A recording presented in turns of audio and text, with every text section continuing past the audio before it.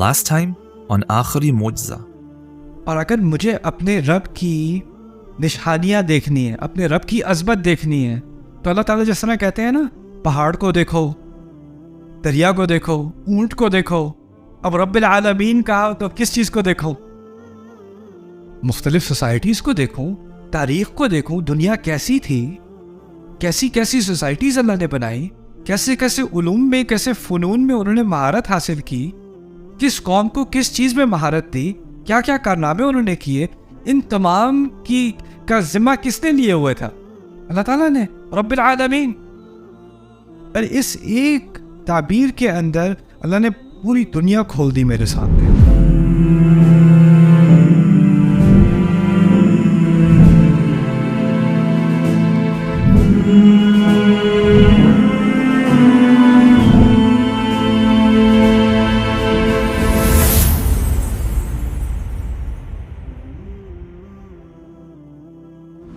Okay, ایک اچھا سوال تھا پچھلے سیشن کے بارے میں، العالمین کے بارے میں. اس بات کی کیا دلیل ہے کہ العالمین جہانوں کے لیے نہیں، لوگوں کے لیے استعمال ہو رہا ہے؟ میں نے بیسکلی لوگوں کی بات کی تھی نا. قرآن نے کہا ایک اور مقام پر، تبارک الذی نزل الفرقان علی عبدہ لیکون للعالمین نذیرا. اللہ تعالیٰ نے، کتنا مبارک ہے وہ جس نے قرآن کو نازل کیا، فرقان کو نازل کیا اپنے بندے پر، تاکہ وہ تمام عالمین کے لیے خبردار کرنے والا بنے. اگر آپ کہیں عالمین کا مطلب ہے آسمان، زمین، پہاڑ، ستارے، پہاڑوں کو خبرداری کی ضرورت ہے، آسمان کو خبردار کرنے کی ضرورت ہے. خبرداری کی، انذار کی ضرورت کسے ہوتی ہے؟ لوگوں کو ہوتی ہے نا. اولم ننہک عن العالمین، ایک رسول سے کہا گیا قرآن میں، ہم نے آپ کو عالمین سے منع نہیں کیا، یعنی آپ لوگوں کے چکر میں نہ پڑا کریں، ان کی باتوں میں عمل دخل نہ کریں، اپنی بات سے بات رکھیں، اپنے کام سے کام رکھیں. وہاں بھی العالمین کا ذکر کیا. قرآن میں بار بار العالمین لغت کے اعتبار سے اور قرآن کے اعتبار سے عالمین لوگوں کے لیے استعمال ہوتا ہے. اور اس کی اہمیت فاتحہ میں کیا ہے؟ فاتحہ کی میں بات ہو ہی نہیں رہی آسمان زمین کی اور اللہ تعالیٰ کی مخلوق کی. اصل میں فاتحہ کا بنیادی مقصد کیا ہے؟ ایک رشتے کو قائم کرنا ہے رب اور عبد کے درمیان. جو اگر آپ کہیں نا لب لباب کیا ہے فاتحہ کا، وہ یہ ہے رب اور عبد کا رشتہ. تو اس کا ہر لفظ واپس یا رب کی طرف جائے گا یا عبد کی طرف جائے گا. یہاں السماوات والارض کہا ہوتا تو عبد کی طرف بات نہ جاتی، کہیں اور چلی جاتی. لیکن العالمین کیا ہے تو اللہ تعالیٰ کے بندوں کی طرف واپس ہے. یہ بات، یہ قرآن کے الفاظ کا ایک دقیق استعمال ہے. ہر لفظ کا ایک مقصد ہوتا ہے صورت کے اندر. جب صورت کا مقصد سمجھ میں آ جائے تو ہر لفظ اس مقصد کی طرف آپ کو واپس لے جاتا ہے، اور وہ مقصد پھر خود ہی سے واضح ہو جاتا ہے. اب آگے لفظ آ رہے ہیں، بڑے پیارے الفاظ ہیں اللہ تعالیٰ کے، الرحمن الرحیم. کیا ترجمہ کریں جی الرحمن الرحیم کا؟ اردو میں کیا ترجمہ ہوتا ہے جی؟ بتائیں آپ مجھے. جو نہایت مہربان اور بہت رحم کرنے والا ہے. عام ترجمہ یہی ہے نا؟ ٹھیک ہے، پہلے عربی میں سمجھ لیتے ہیں. رحمان اور رحیم دونوں رحم سے نکلے ہیں. عربی کے اعتبار سے رحمان اور رحیم کا جو اصل ہے نا دونوں کی، وہ ایک ہی ہے، اور وہ کیا لفظ ہے؟ رحم. تو پہلے رحم کو سمجھ لیں. رحم میں 2 معنی ہیں. رب میں کتنے معنی تھے؟ 5. رحم میں 2 معنی ہیں. ایک ہے شدید محبت. شدید محبت، ایسی محبت جو اپنی محبت کے جواب میں کوئی توقع نہ رکھتی ہو. انکنڈیشنل بے لوس محبت. دوسرا معنی اس کا ہے مکمل طور پر کسی کا خیال رکھنا. ہر طرح سے کسی کا خیال رکھا جائے تو آپ اس پر رحم کر رہے ہیں. رحمت کا لفظ اصل میں عربی میں نکلا ہے رحم سے. رحم کہتے ہیں ماں کے پیٹ کو، اور ماں کے پیٹ سے ماں کا کیا تعلق ہے؟ ایک تو اس کو اس سے شدید محبت ہے، اور وہ عجیب قسم کی محبت ہے. جیسے جیسے بچہ بڑا ہو رہا ہے اس کے پیٹ میں، اس کی تکلیف میں اضافہ ہو رہا ہے، اس کو الٹی آ رہی ہیں، اس کو کمر میں درد ہو رہا ہے، اس کو کھانا ہضم نہیں ہو رہا، اس کو سانس نہیں آ رہی، اس کو نیند نہیں آ رہی، نہ نیند میں چین، نہ بیٹھے ہونے میں چین، نہ لیٹے ہونے میں چین، نہ کھڑے ہونے میں چین. اور اس کی تکلیف کی ایک ہی وجہ ہے، ماں کی ساری تکلیف کی ایک ہی وجہ ہے. کیا ہے؟ بچہ. اور جیسے جیسے وہ بچہ تکلیف میں اضافہ کرتا ہے، الٹا ماں اس سے کم محبت کے بجائے کیا زیادہ محبت کرتی ہے. پھر آخری لمحہ آتا ہے، بچہ تقریباً ماں کو مار ڈالتا ہے. تقریباً کتنا خون اس ماں نے بہایا ہے، اور زندگی میں اس کا اتنا خون نہیں نکلا ہوگا جتنا اس بچے کی وجہ سے نکلا ہے. اور نکلنے کے ساتھ ہی بدلہ لینے کے بجائے کہ تم نے کیا یہ میرے ساتھ، ساری دنیا کو وہ بھول جاتی ہے، اس کی ساری محبت بچے کی طرف. اور جب وہ بچہ اس کے پیٹ میں ہوتا ہے تو اس بچے کا مکمل طور پہ خیال کیا جا رہا ہوتا ہے. کرایہ پہ ہوا ہے، کھانے کا انتظام ہے، صفائی کا انتظام ہے، سارا انتظام کس نے کیا ہوا ہے؟ سب پوری طرح سے خیال رکھا ہوا ہے. رحم سے دو معنی نکلتے ہیں، شدید محبت اور مکمل خیال، مکمل طور پر خیال کرنا. اچھا، اب رحمت کا لفظ اردو میں بھی استعمال کرتے ہیں ہم. بھائی رحم کرو، استاد آپ کو ٹیچر آپ کو فیل کرنے والا ہے میٹرک کے امتحان میں. سر جی رحم کریں سر جی. رحم کا کیا مطلب ہوتا ہے؟ سزا نہ دیں. ہم کیسے استعمال کرتے ہیں؟ سزا نہ دیں. سر رحم کرے، میرے چھوٹے چھوٹے بچے ہیں، ایک اور موقع دے دیں. کیا مطلب ہے؟ سزا نہ دیں. پولیس والے نے روک دیا، بھائی رحم کریں پلیز یار، دیر ہو رہی ہے جاب کو، آئندہ نہیں کروں گا. رحم ہم کس طرح استعمال کرتے ہیں؟ سزا نہ دو. عربی میں رحم کیسے استعمال ہو رہا ہے؟ دو چیزوں کے لیے. کیا بتایا تھا میں نے؟ شدید محبت. میں یہ بات آپ کے سامنے اس لیے رکھ رہا ہوں کہ عربی زبان کے الفاظ ہم اردو میں استعمال کرتے ہیں، لیکن جب ہم ان کو اردو میں استعمال کرتے ہیں تو اس کے نئے معنی نکل آتے ہیں. لیکن ہمیں بہت ہی غلط قسم کا ایک اعتماد آتا ہے، نہیں قرآن کے بہت سارے الفاظ مجھے سمجھ میں آتے ہیں، قرآن میں ہے الرحمن الرحیم، رحم کرنے والا. رحم کی اردو، جس کی اردو زبان ہے اس کو کیسے سمجھ نہیں آئے گا؟ جی یہ رحم کا لفظ تو ہے لیکن یہ اردو نہیں ہے، یہ عربی والا رحم ہے، یہ اردو والا رحم نہیں ہے. اور ان میں فرق ہے کہ نہیں؟ بہت بڑا فرق ہے.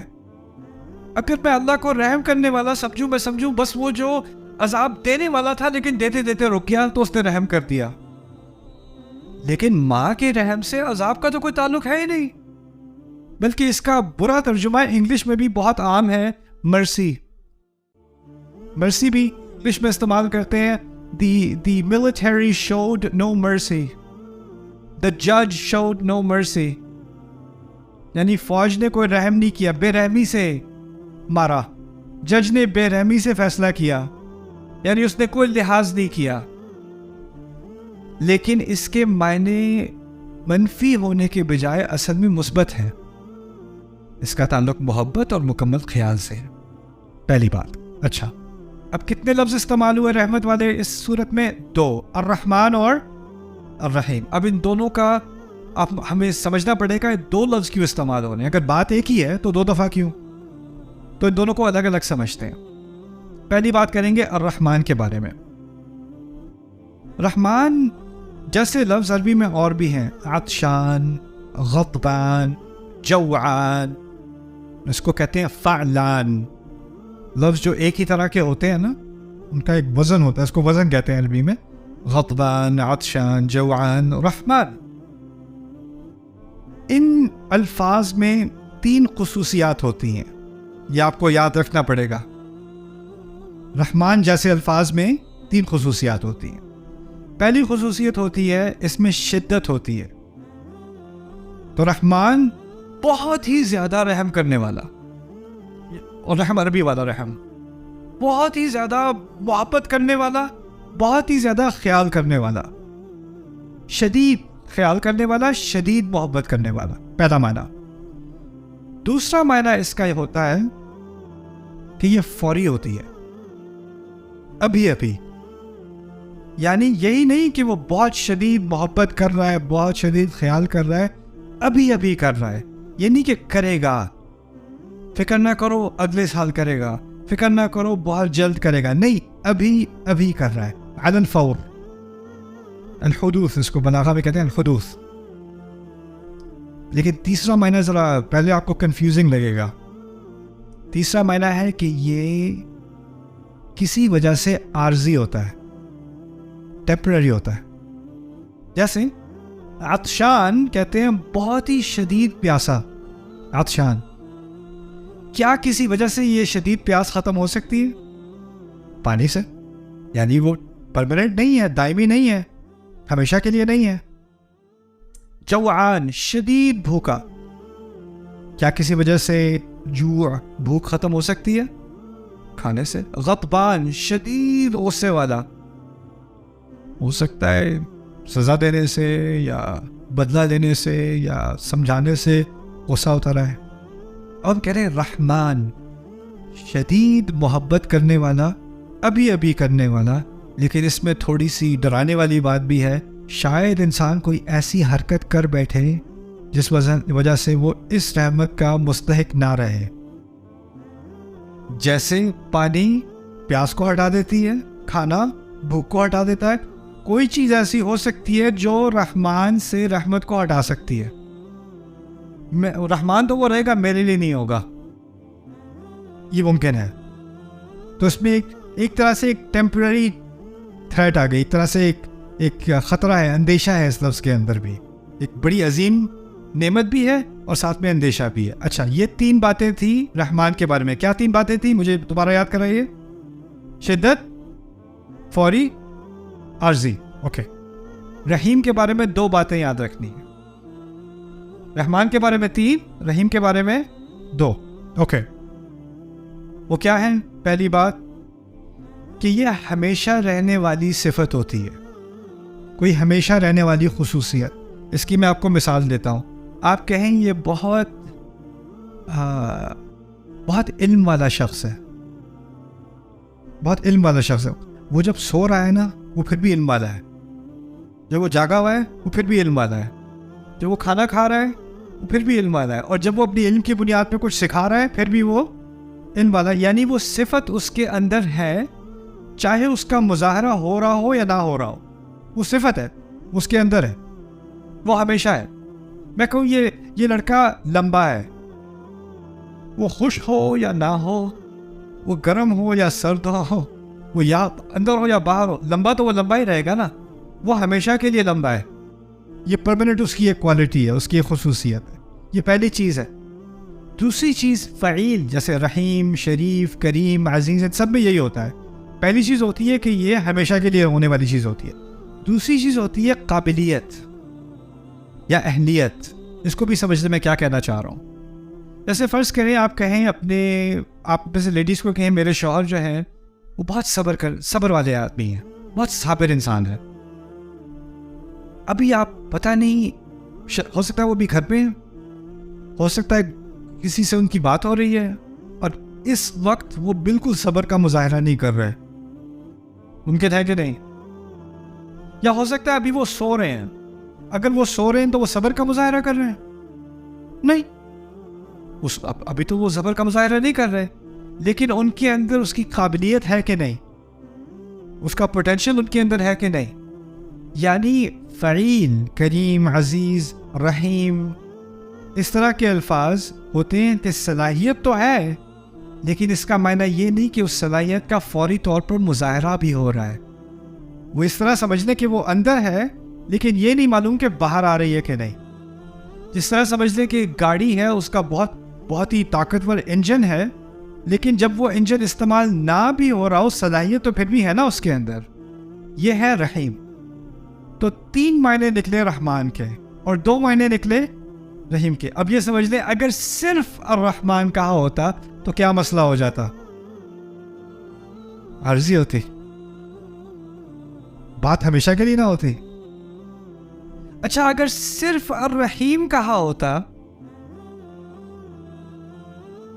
ایک تو شدت نہ ہوتی، اور ایک فوری طور پر نہ ہوتی، اور ایک امکان تو ہوتا کہ صلاحیت تو ہے رحم کی، لیکن اس کا مظاہرہ ہو رہا ہے یا نہیں ہو رہا، وہ تو رحمان کے اندر ہے نا.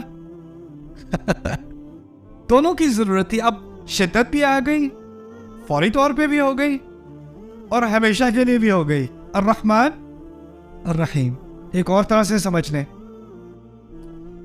فرض کریں کہ آپ کو بڑی زبردست بھوک لگی ہے. آپ گھر پہ پہنچے, کھانا تیار ہے, وائف نے آپ کے لیے بہت آپ کا فیوریٹ کھانا بنایا ہوا ہے, اسمیل بھی آپ کو آ رہی ہے, خوشبو آ رہی ہے, لیکن پلیٹ خالی ہے ٹیبل کے سامنے. بھوکے مر رہے ہیں, اور وہ آرام سے آ کے آپ کے سامنے بیٹھتی ہیں آپ کی وائف, اور کہتی ہیں اگلے ہفتے کیا کھائیں گے. اگر وہ ایسا ظالمانہ سوال پوچھتی ہیں, اس وقت آپ کے ذہن میں اگلا منٹ سمجھ نہیں آ رہا اگلے ہفتے کی کیا بات کر رہی ہو بیگم, ابھی مجھے بس کھانا ہے. جب انسان کو بھوک لگی ہوتی ہے نا, تو اس کو کب کی فکر ہوتی ہے, بات کی کہ ابھی کی؟ ابھی کی فکر. آپ کی جاب ہے, یہاں پر منتھلی پے چیک ہوتا ہے یا بائی ویکلی ہوتا ہے, کیا ہوتا ہے؟ چلو پہلی کو پے ملنی ہے یا 30 تاریخ کو پے ملنی ہے, ٹھیک ہے. فرض کریں آپ کا باس جو ہے اس نے آپ کو چیک دینا ہے, 5 بجے آپ کو آفس سے جانا ہے, 4:50 ہو گئے ہیں, وہ ٹریفک میں پھنسا ہوا ہے, فون اٹھا نہیں رہا, اور آپ کو جانا ہے, آپ کو چیک ڈپازٹ کرنا ہے, کرایہ دینا ہے, یہ کرنا ہے, اور آپ کو لوگ تسلی دے رہے ہیں نہیں آپ فکر نہ کریں, باس صاحب بہت ریلائبل ہیں, ہمیشہ ٹائم پر آتے ہیں, آپ فکر ہی نہ کریں, آپ بے فکر ہو جائیں, وہ ہمیشہ ایسے ہوتے ہیں, وہ کبھی بھی لیٹ نہیں ہوتے. آپ کو تسلی ہو جائے گی, ہاں ٹھیک ہے ہمیشہ تو ہوتے ہیں, کاش کہ ابھی بھی ہو رہے ہوتے. جب مصیبت ہوتی ہے نا, جب مصیبت ہوتی ہے تو آپ کو ہمیشہ والی چیز کی سے تسلی نہیں ہوتی, آپ کو فوری طور پر تسلی چاہیے ہوتی ہے. اللہ تعالیٰ نے الرحمن کا ذکر پہلے کیا, کیوں؟ کیونکہ الرحمن میں رحمت کب آتی ہے؟ فوری طور پہ, ابھی آ رہی ہے. اچھا وہ مثال دی تھی آپ کو کھانے والی, بھوکے بیٹھے تھے, اب آپ نے کھا لیجیے بریانی, پیٹ بھر گیا, پھر آپ کہو گے ہاں بیگم وہ اگلے ہفتے کے بارے میں کیا بات کر رہی تھی آپ. اب کیسے دماغ کھل گیا؟ کیونکہ انسان کی نیچر میں کیا ہے, جب ابھی والا مسئلہ حل ہو جائے تو دماغ کہاں جاتا ہے؟ آگے کے بارے میں. یہی ہوتا ہے نا, ابھی کا مسئلہ حل, اگر ابھی کا مسئلہ ہے تو آگے کچھ سمجھ نہیں آتی. اگر ابھی کا مسئلہ حل ہو گیا, ایک دفعہ ادھر کی تسلی ہو گئی, تو پھر آگے کی. اسی لیے جو لوگ فائنینشلی مشکل میں ہوتے ہیں وہ آگے کی نہیں سوچ سکتے, اور جو لوگ فائنینشلی ویل آف ہوتے ہیں وہ تھراپسٹ کے پاس بہت جاتے ہیں, کیونکہ ان کو انگزائٹی ہوتی ہے کس چیز کی؟ فیوچر کی. بچوں کا کیا ہوگا, بزنس کا کیا ہوگا, اس کا کیا ہوگا. ابھی کی تو کوئی فکر ہے نہیں, کھانا ہے, چھت ہے, سب کچھ ہے, تو اب یہاں کا تو مسئلہ حل ہو گیا, اب آگے کی سوچو. اللہ تعالیٰ نے کیا کیا؟ ابھی کا مسئلہ حل کرنے کے لیے الرحمن دے دیا, ہمیشہ کا مسئلہ حل کرنے کے لیے کیا دے دیا؟ کیا بات ہے, الرحمن الرحیم. اس کی ترتیب بھی کیا عجیب ترتیب ہے. اس کو آپ ادھر سے ادھر کرو, بات وہ نہیں رہے گی, وہ اپنی جگہ اس کا ایک ایک مقام ہے. اور پھر ابن عباس رضی اللہ تعالیٰ عنہما کی عجیب تفسیر ہے اس کا, ان 2 الفاظ کی. کہتے ہیں الرحمن دنیا کے لیے اور رحیم آخرت کے لیے. کہتے ہیں الرحمن دنیا میں ہر ایک کے لیے, اور الرحیم صرف اہل ایمان کے لیے آخرت میں. یہ بات بھی اب سمجھ میں آ گئی. کیوں؟ الرحمن میں کیا تھا, ہمیشہ کے لیے کیا عارضی؟ دنیا بھی تو عارضی ہے نا. پر اس عارضی دنیا میں اللہ صرف کیا مسلمان کو رزق دیتا ہے؟ سب کو دیتا ہے. صرف کچھ لوگوں پہ رحم کرتا ہے؟ سب پہ کرتا ہے. لیکن آخرت میں جو ہمیشہ کی رحمت ہے وہ کس کے لیے ہے؟ اہل ایمان کے لیے. اور آخرت کا لفظ ایسا ہونا چاہیے جس میں ہمیشگی ہو, اور وہ کیا لفظ ہے؟ الرحیم. عجیب. آپ نوٹس کریں گے قرآن میں